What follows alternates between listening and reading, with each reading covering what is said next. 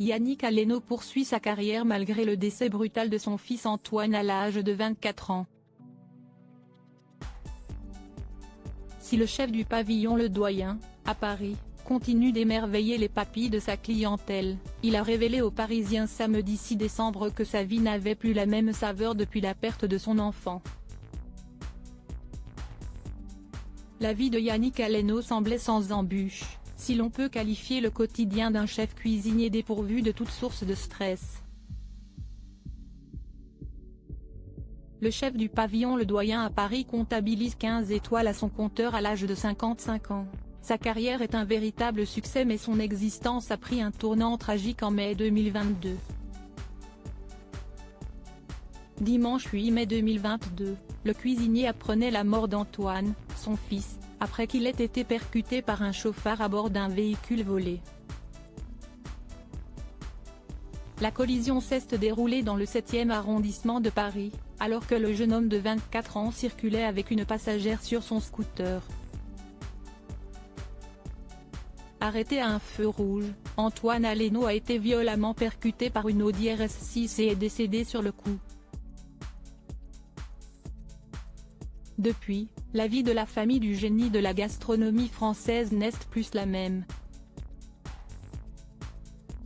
Dans un entretien accordé aux Parisiens publié samedi 6 janvier 2023, le quinquagénaire a avoué qu'il n'avait plus aucun appétit pour les sorties entre amis et les folies tard la nuit.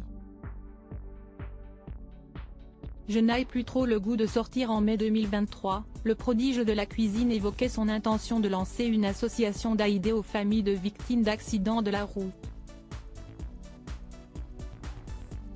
Quelques mois plus tard, nos confrères du Parisien ont assuré qu'en décembre 2023, Yannick Aleno avait réussi à lever des centaines de milliers d'euros pour l'association Antoine Aleno, créée en hommage à son fils disparu dans de terribles conditions.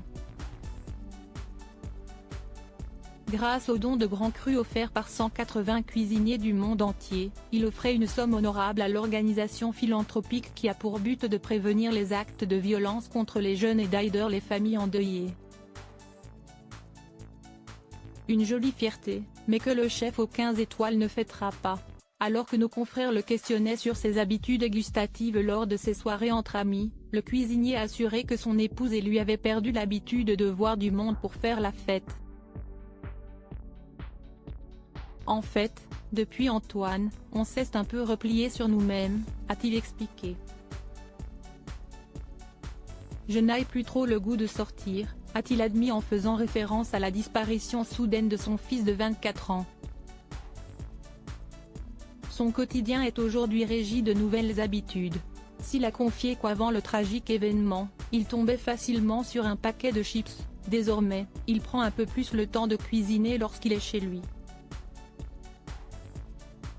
Un changement de routine compréhensible, qui témoigne d'une souffrance difficile à éclipser.